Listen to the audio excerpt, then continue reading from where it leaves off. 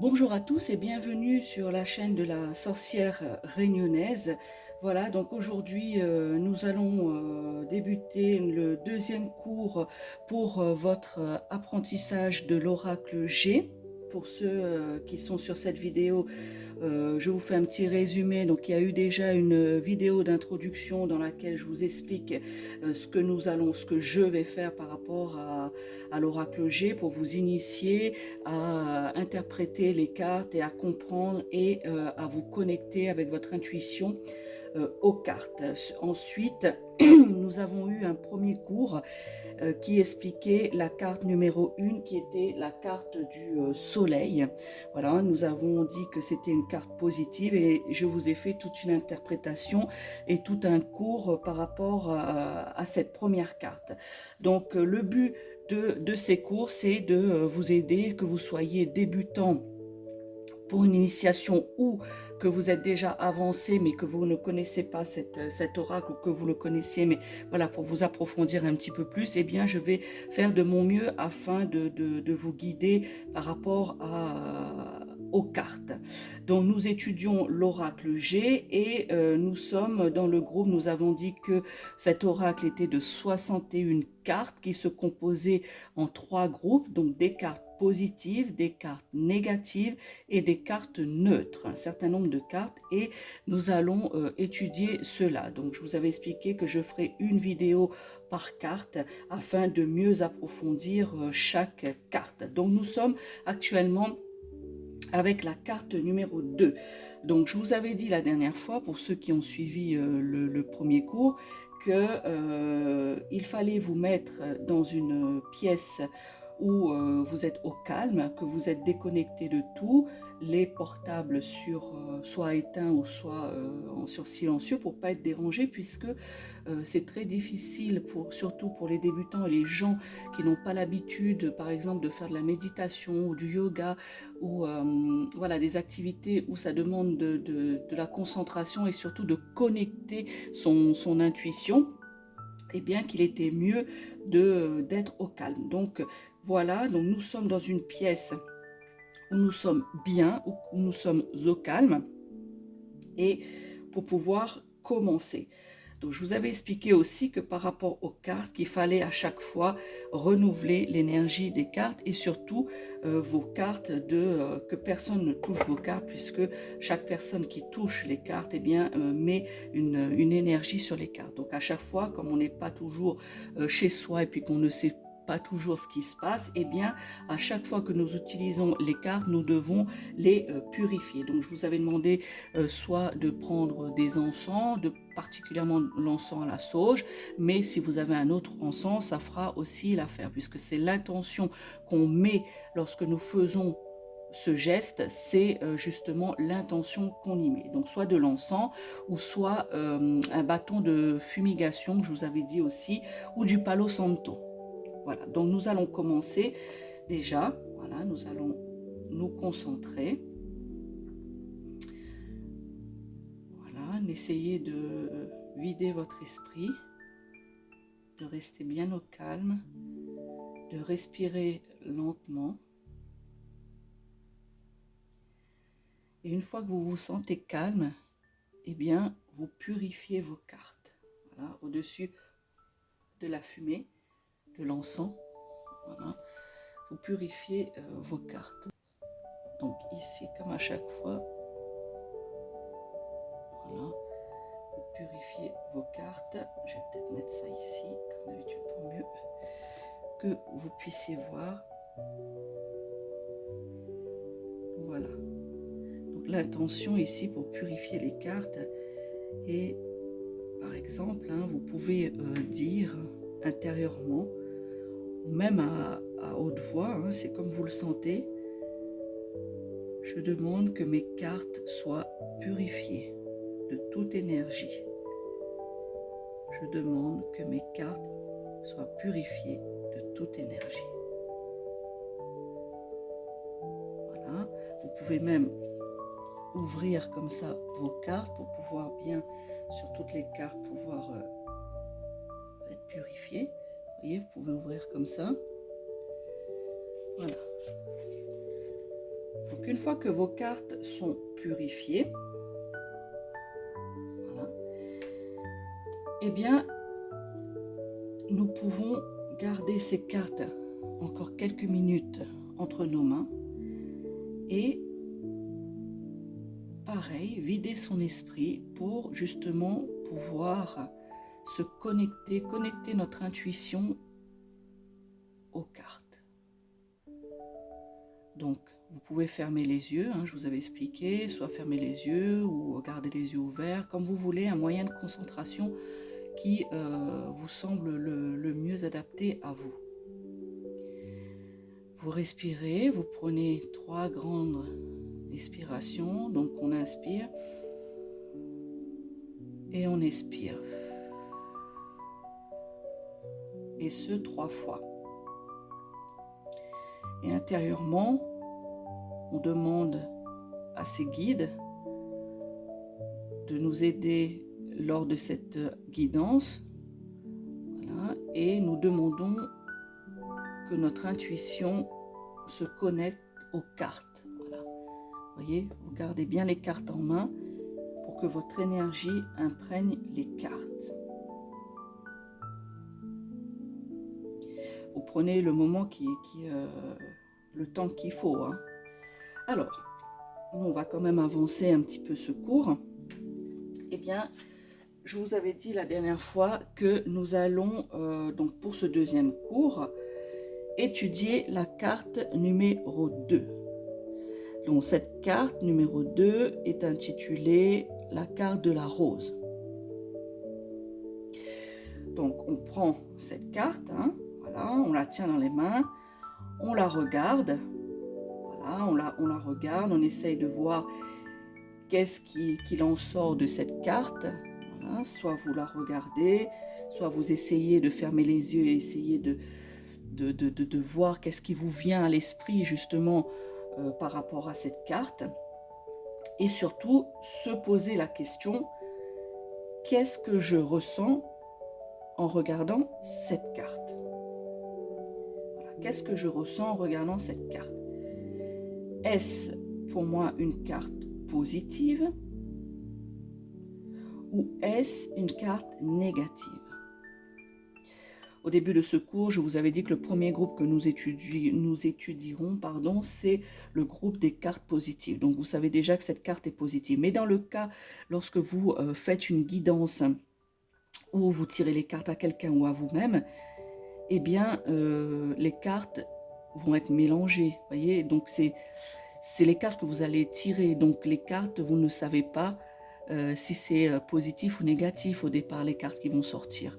Donc, vous allez devoir vous poser la question, qu'est-ce que cette carte me procure? Est-ce que c'est quand je la vois, quand je la ressens, je vous ai dit, il faut toujours garder la carte dans la main pour ressentir l'énergie de la carte et pour recevoir les messages ou les intuitions, justement, lorsque vous êtes connecté. Eh bien, lorsque je regarde cette carte, une rose, il n'y a rien de négatif. Donc, on pourrait penser que c'est une carte positive. Donc, qu'est-ce que cette carte m'inspire du coup? Donc, une carte positive, une rose, qu'est-ce que ça m'inspire? Vous voyez? Donc, ça m'inspire de l'harmonie, ça m'inspire de l'amour, une atmosphère ici peut-être bienveillante, voilà, une attitude bienveillante. Je vous laisse quelques minutes pour justement ressentir la carte. Donc je vais quand même vous guider là-dessus quand même, vous voyez, je ressens la carte. Qu'est-ce que cette carte m'inspire d'autre? Voilà. Ça peut m'inspirer de la gaieté, voilà, une complicité, quelque chose de positif, l'amour. Alors je vous ai dit dans un des cours, et puis je vais le répéter dans les premières vidéos de cours, mais après je ne le répéterai plus, puisque je pense que au bout d'un certain temps, vous allez quand même assimiler beaucoup de choses. Donc ici, je vous ai dit la dernière fois que selon la question que vous avez à poser à l'oracle, soit c'est une personne qui vient, ou soit votre propre question, tout dépend si vous vous tirez les cartes à vous-même ou pas, eh bien, ça peut être dans plusieurs domaines. Je vous avais expliqué que ça pouvait être dans le domaine du travail, du professionnel, ça pouvait être dans le domaine sentimental, ou dans le domaine spirituel, ou amical. Voyez. Donc, en fonction de quel domaine la personne ou vous-même, vous avez une question à poser à l'oracle, ou vous avez besoin de messages, eh bien, la carte ici va traduire la même, la même intention, c'est-à-dire du positif ici, mais interprétée dans le domaine dans lequel on vous pose la question. Par exemple, si je prends cette carte et puis qu'une personne ou même vous-même, c'est dans le domaine sentimental, eh bien, cette carte m'inspire plutôt une complicité, une joie dans le couple, une gaieté dans le couple. Vous voyez ici, un moral de joie, vous êtes en bonne forme, etc. Pour les célibataires, par exemple, en fonction de ce que vous ressentez, si un célibataire ou que vous-même vous êtes célibataire, eh bien, cette carte pourrait symboliser une rencontre.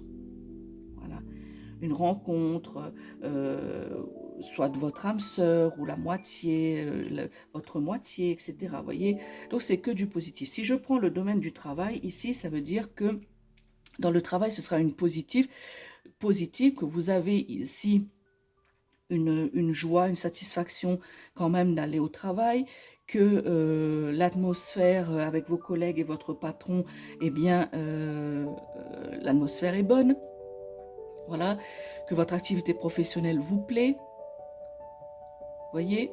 Donc ici, toujours l'harmonie dans le domaine. Donc ici, cette carte, eh bien, elle symbolise vraiment une gaieté, une joie. Si par exemple c'est dans le domaine d'une maladie, de la santé par exemple, si quelqu'un vous dit ben voilà j'aimerais un tirage par rapport à ma santé, eh bien cette personne, si elle est mal, si elle a une maladie, en cas de maladie ou autre, eh bien ici ça symbolise le progrès, le rétablissement, quelque chose de positif dans la maladie.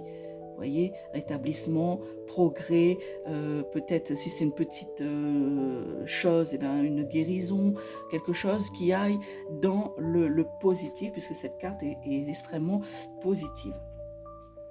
Dans le premier cours, je ne vous ai pas indiqué par rapport à la carte du soleil que dans l'oracle G, dans la présentation, eh bien, ces cartes, elles peuvent se lire aussi bien à l'endroit qu'à l'envers.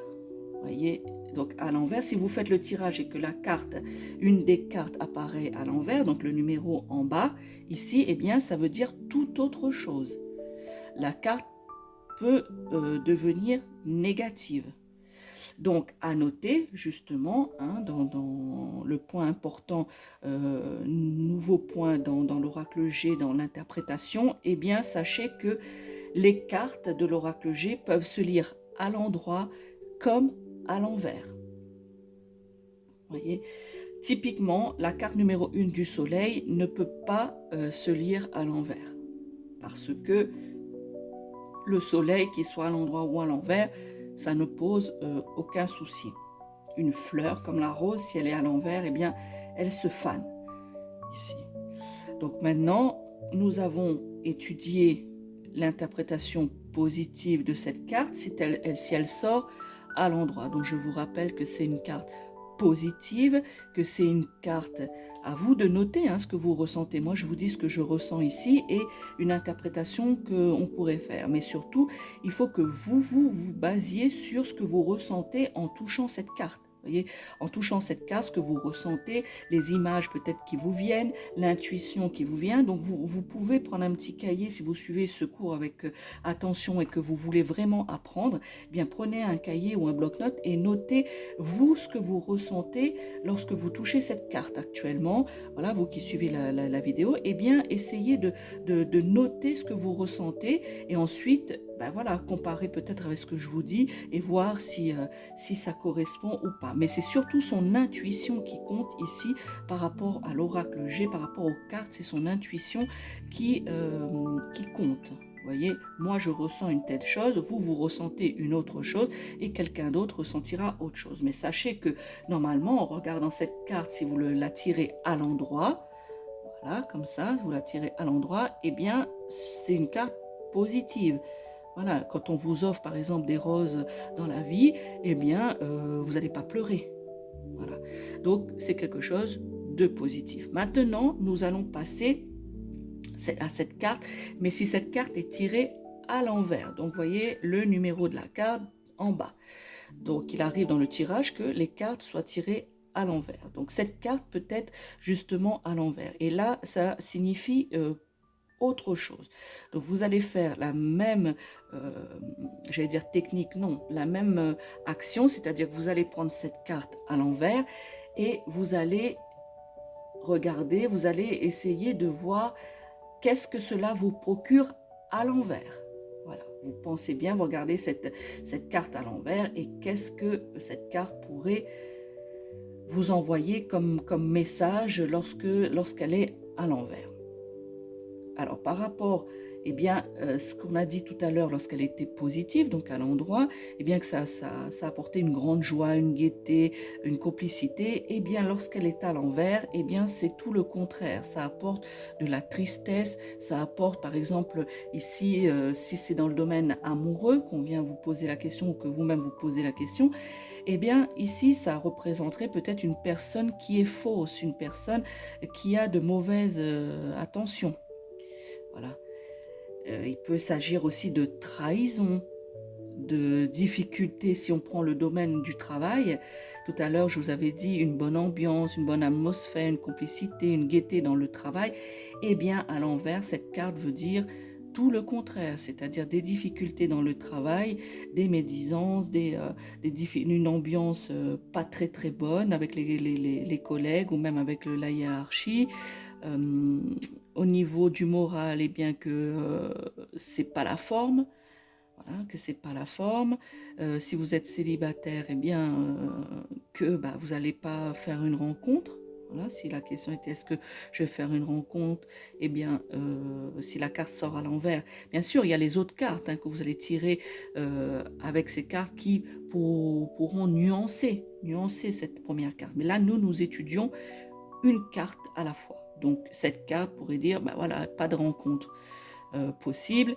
En cas de maladie, tout à l'heure je vous ai parlé dans le domaine de la santé, eh bien en cas de maladie, eh bien voilà, qu'il n'y a pas de progrès, qu'il n'y a pas de rétablissement possible, que ça va être encore un petit peu difficile. Voilà, c'est donc tout le contraire. Donc quand cette carte est tirée à l'envers, il s'agit de tout le contraire de cette carte lorsqu'elle est tirée en positif, c'est-à-dire à l'endroit. Donc, qu'est-ce que nous devons retenir par rapport à ce deuxième cours, par rapport à cette deuxième carte? Eh bien, dans ce cours, ce qu'il y a à retenir, c'est l'intuition de ce que cette carte en dégage, comme à chaque fois. Mais ici, je vous ai introduit la carte à l'envers. Voilà. Donc, à chaque fois, je vous indiquerai si cette carte, la carte que nous étudions, est-ce qu'on peut la lire à l'envers également. Voilà. Donc, sachez que le point dans l'oracle G, les cartes peuvent se lire à l'endroit comme à l'envers pour certaines d'entre elles. Voilà. Donc, ce cours sur la carte numéro 2 est terminé pour cette vidéo. J'espère que celle-ci vous a beaucoup aidé et que j'ai été claire dans mes explications. Si ce n'est pas le cas, n'hésitez pas à me le dire dans les commentaires. N'hésitez pas également à me poser des questions par rapport à ce que vous n'avez pas compris ou ce que vous voulez savoir par rapport à la vidéo en cours, c'est-à-dire ici par exemple à la carte 2, numéro 2, la carte de la rose. Et surtout, si vous ne voulez pas rater les autres cours, eh bien, n'oubliez pas d'actionner la cloche, de vous abonner à la chaîne de la sorcière réunionnaise, afin justement que vous ayez le cours complet et que vous ne ratiez aucune des vidéos qui vont venir. Donc, la prochaine fois, nous étudierons la carte numéro 3, qui est celle-ci. J'espère que vous la voyez bien. La carte numéro 3, il s'agira donc la carte que moi je vais intituler la carte du printemps. Voilà. Donc ce que vous pouvez faire, comme je vous ai dit aussi la dernière fois, eh bien c'est avant que cette vidéo ne sorte sur ce cours, je vous laisse quand même un petit peu de temps justement pour vous entraîner avec votre oracle G, c'est-à-dire de prendre cette carte numéro 3 et de faire le travail que nous venons de faire. Voilà, c'est-à-dire de prendre votre petit cahier ou votre bloc-notes et puis justement de voir, de ressentir la carte. Je vous demanderai pour ceux qui suivent le cours, de noter votre ressenti, noter ce qui s'est passé lorsque vous avez étudié cette carte, lorsque vous avez justement connecté votre intuition à cette carte. Et puis, lorsque la vidéo sur le cours numéro 3, donc la carte du printemps, carte numéro 3, eh bien, l'interprétation que je vais en faire, vous pourrez voir si cela correspond à ce que vous avez ressenti ou pas, et éventuellement justement noter quelques détails et noter l'apprentissage, comment on appréhende plutôt dans l'apprentissage de cette carte, comment on interprète cette carte. Voilà, ici. Donc, les amis, pour le prochain cours numéro 3, il s'agira de cette carte du printemps. Merci d'avoir suivi cette vidéo. N'oubliez pas que je suis ouverte à toutes les questions et à toutes les remarques par rapport à la vidéo. N'hésitez pas à liker cette vidéo, à la partager si vous connaissez des gens qui s'intéresseraient à l'oracle G et qui aimeraient apprendre, qu'ils soient débutants ou pas, qui aimeraient apprendre justement à ressentir et à interpréter ces cartes. N'hésitez pas à leur partager les vidéos et à leur indiquer la chaîne de la sorcière réunionnaise afin qu'eux-mêmes puissent accéder à tous les contenus que je puisse faire dans cette chaîne. Voilà les amis, je vous souhaite une bonne journée et n'oubliez pas, je suis la sorcière réunionnaise, mi veille suzot. Ciao ciao.